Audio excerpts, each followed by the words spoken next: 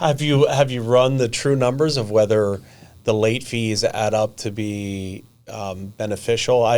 It'd be interesting to run that experiment, but I guess you'd really just have to have all tenants on flex or no tenants on flex with late fees, and you'd have to run the numbers to see what. Obviously, the $20 that goes to flex, I'm not getting them. No, I know that. So getting the late fees is always good. Right. But some of those end up in eviction. But at the end of the day, and I know Jeremy will hate that sentence, I'm not in the business of evictions. I want to keep the tenants in the units, and I want them to pay me. Of course. And one of the things that we hate about the late fees and going through the payment programs and plans with residents is the surety of when you're getting the money. And when the tenant has the option to pay whenever he wants, it puts us at risk, because a lot of the times, our policy says you give the 3-day notice. By the 15th, between the 15th to the 20th of the current month, we typically send to evictions the tenants that we had no communication with, that didn't do any payment plan or any of it. But what do you do with all those tenants that months after months, by the 28th or by the 25th, they're covering the rent? You cannot. They just barely make it. They just barely make it. Yeah. But they always make it. And you look 3 years of records, and they always make it. They always closed out the rent. But you as a landlord, you're taking a big chance of saying, all right, this tenant I'm not going to send to eviction because he's typically paying. No, it doesn't work this way. The ones who are on the fence, they're perfect for flex. We have the rules of discrimination. We have the rules of what if the neighbor hears, hey, you sent me to eviction, you didn't send him. So those are things that as a management company we have to be very firm about. And this is also a lot of work that's coming from the property itself and the staff on site about documenting the communication. Fair housing. If rules, someone wants to do a payment plan, fine. And typically if someone will come and ask for a payment plan, we'll always ask for a payment of at least 50% of what he owes. You don't want to give him, hey, let's do a payment plan, I'll give you $100 today, or I'll come pay next week. And these are things that, you said what we're part of the things we're doing. We have a weekly meeting with every property going over each case of every resident that is paying late, about evictions, about stipulations. Did he make the payment? Did he not make the payment? We always check those things on a weekly basis. The assistant managers typically on site, this is their main job, doing the soft collection, calling them day in, day out, and a lot of documentation of those conversations. Very important. Talk about the software that you use and the apps that you use. I know you've implemented some really kind of cutting edge type of technology. What does that look like? So we're very techy. We always try to look for things that will make our life easy. Being a CPA, we love Excels. But not everyone knows how to use Excel. And so first of all, from the operational side, at the beginning with the smaller portfolio, we used Buildium. And Buildium 7-8 years ago were not the Buildium that you see today if you're using them. Buildium did change a lot of the things in the software that they didn't have 7 years ago.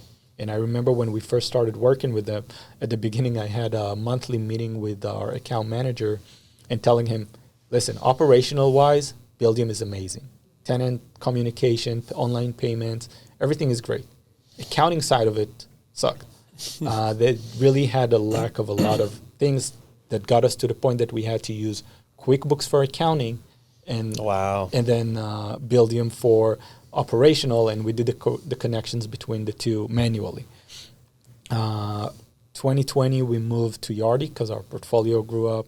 We understood that we need a bigger software with more accounting capabilities.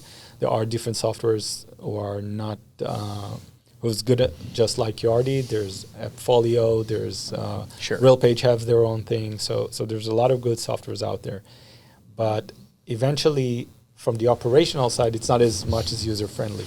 So one of the things we did for the different aspects of different day-to-day stuff, we try to find different solutions. For inspections and work orders, we're not really using Yardi. We're using a third party that's connected to Yardi. But each one of our employees on the maintenance side or any employee have access to it on their personal cell phones. They have it on their phones. We install it as soon as we hire them. All the work orders, clothing them, getting the information from the tenant, pictures. Again, documentation is very important. and it really makes things easy, because if you try to use whatever the software typically gives you, it's not always a good solution, because maybe the software is good for one thing, it's not great for the other thing. But if you're using the off-the-shelf big softwares, they all have third-party from every aspect of the business that can integrate easily. Yeah. So it's really important to check those. From operational side, we use Monday. It's typically something that is more on the marketing side, on high-tech companies, not really on property management. But we took it, and we have today a couple of dozens probably of boards for the different properties, for the different positions. We have it for evictions. We have it for QA. We have it for our applications This is like department. task management, right? Task management, but you can really do a lot more than Detailed just project management, But if you understand the logic of how the system works, you can really use it for whatever you need. We even have tracking every communication we have with an employee. So our employee files are being managed on Monday. So really, you can do everything that you want if you understand the logic of it. Interesting. Throughout the years, you had different employees, different managers. They always communicate between themselves. All of a sudden, 3 years later, you try to find something. We don't have that manager or his phone anymore. So we started using Slack, I think it was last year. Slack is just like a WhatsApp, basically, but it's a corporate one. So the history is always there. We give them a user. We use it, they have the different groups. So just for the leasing, just for that property, just for that property, for this group of managers, for that group of managers. And that's important because you have almost 50 employees, right? You were telling me. Because everybody pretty much communicate on there through their phones and everything. Yeah, and it can be something as simple as, if we're looking at the communication between our compliance department who's running, we centralized the application throughout our portfolio. It's being done from our HQ. We have 2 girls who's doing an amazing job. We did that to really help the properties, because you want the leasing agent to spend more time on the phones, getting new leads, showing apartments, and not trying to get a pay stub and understand if it's real or not. So we centralized the application. So you see all day in the groups, hey, I have this tenant here is filing for application now. Great, we got it covered. Hey, the result came back, communicated back to him. And those things really help run things more smoothly and more efficiently. I'm sure you evaluated more than one. Did you just go to Slack by default, or did you look at like Google Chat and stuff like that? We saw Google Chat. We Teams. saw I use Teams. Teams. Eventually, you can also use WhatsApp, right? Yeah. For us, we use Slack because we like the integrations there.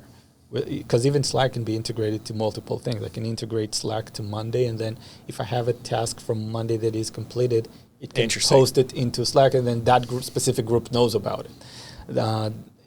Slack can even integrate to my HR, to my payroll system. So every time an employee has his anniversary, it's coming from that, already sending in the group, congratulations. Like a lot of those things that we don't always think on the day-to-day basis, and we want to make sure it's getting done, so we use technology for that. Obviously, we could do a whole podcast just on AI integrations today through the real estate market. I just went to a conference last week, and they talked about it a lot, that today you have AI solutions of leasing agents that's scheduling the tours, the move-ins, answering all the questions, to the point that people are coming at the day of the move-in, coming to the office. Hey, may I speak to Susan? We don't have a Susan. It was the AI this whole time. No way. And there's very great solutions. There are solutions today that when you are, it's getting scary, right? We all know Skynet is real, but it's getting there. It's getting there. But today you can get on a call, and if in the past you saw the AI took a few seconds to respond, so you felt like you're talking to a robot or a software, today, in many cases, you won't even know that you're on the phone with an AI. Yeah. And I don't know if you guys saw how they did the last ChatGPT meeting when they showed the new features, and they put one AI talking to another AI. This is crazy. Yeah. This is crazy where it's going. So definitely AI is going to be a big part of our business in the next year or two. Good. We'll see more and more customer things. service and all that. Yeah, move-ins. Yeah, Yeah. That's great. Tell us, a couple things. One is, what are the type of owners, investors that you're looking to manage their properties for? Are they independent owners? Can they have houses? Can it be condos? Can it be not that you're going to be an association management company, but can it be almost any asset type and any size and scope? What does that look like? Because we came from managing the smaller portfolios with the scattered single-family homes, 50, 60 of them, and the smaller duplexes, fourplexes, and then we moved to the bigger communities. We pretty much know how to manage every type of asset. So everyone who has properties as small as single-family home, condo, to 300 units, 400 units, 500 units, will be able to manage it. We always look at ourselves as owner-to-owner type of management. We understand the needs. We came from there. We were screwed many times before in the past. We understand when the numbers make sense or not. If you're gonna ask the owner when was the point that he said he wants his own management company, it was that one incident when he asked the property management about an invoice of $5,000 for a wall unit. A wall unit, $5,000. And he wasn't sure exactly what he's explaining to him, and he told me, listen, I wasn't understanding what he's talking. I actually Googled what is a wall unit is, and I see it costs $200, and he actually billed us $5,000. Going forward with this, when I came here and we just bought this property in Davie, they sent us the bills. They did the exterior paint. I was able to paint the building, I think it was 2 years ago. I don't know, let's say it was 8 buildings. We paid about $40,000, $50,000 maybe. They charged us almost $40,000 to $50,000 per building for exterior paint. And again, no one questioned them. Yeah. And unfortunately, and really I'm saying it's unfortunate that there are multiple companies who are doing those things, and they're taking advantage of the owners who are not necessarily in the country or in the state, justifying one expense or another. And this is why when we decided, and we only decided to do third party this year, not only from the growth perspective, but also if you would ask me 2-3 years ago, I would tell you I'm not sure I'm ready for it. I can manage to myself. I can take the risk. I can hammer myself on the head if I'm doing something wrong. Yeah. But only after 23 and the beginning that we invested a lot in those procedures and implementing them, and we started seeing that it actually works, this is where we felt comfortable to offer the services to someone else. We wouldn't do it beforehand, and we know each other for years, and we never talked to you about managing for someone. This is a new thing, It's definitely a new thing. One of the 2 things we changed over the last 2 years was, like you said, how do I spend my time between wearing all the hats, and where do I focus on? So we brought in some more executives into the company. Our COO is actually is Israeli as well. We brought him and his family about 2 years ago, give or take. He's a civil engineer. The guy used to manage ground up construction for high rise in Israel. He worked with a Chinese company, and they built thousands of units. And he's our COO, so operational-wise, he's the professional to do that. If you're looking at our marketing guy, who's doing, he's our CRO. He's not only responsible for the marketing, but also for pricing criteria. What is the pricing? Market research criteria. How do you sell it to someone else? Training the employees on sales techniques. All those things.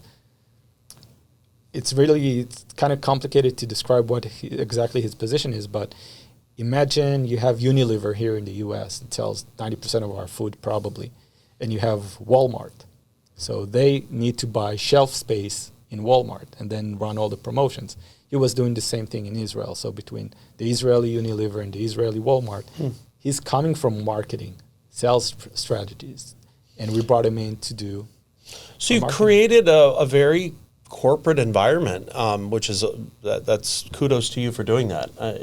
And one of the key things I'm hearing here are these are people that are well qualified and that are very detail oriented. Yes. People that are looking at the fine print. And I can tell you already, from our business phone calls that we've had, and along with your speaking to your COO, very sharp guy, the questions that I get and the issues that you all are focused on are very detailed, and that just means that you're miles ahead of many people, and you're working on the fine tuning everything, which is important. If we can, if I'm looking from eviction side, if I can save one tenant from moving out and actually close his balance, if I can save one tenant from moving out and renewing his lease, I'll do it, because again, our mindset is always the NOI, and many times you as an owner will say, "Hey, I have this tenant. He's paying me, let's say, $2,000 a month. He's coming up for renewals. I want to get my 5%. Why? Because it's a thumb rule that you need to increase by 5%. All right, I'll ask you a question. What happens if he's not agreeing to renew for the 5%? If it was a few years ago and you have a line of applications, by all means, move him out. Say bye-bye. But what happens today? All right, let's say he's moving out. What is your actual market rent today? Sometimes today it's actually even cheaper than what the guy who's been living with you for 7 years is paying. If you enjoyed this episode of Real Deal Investing, please like and subscribe.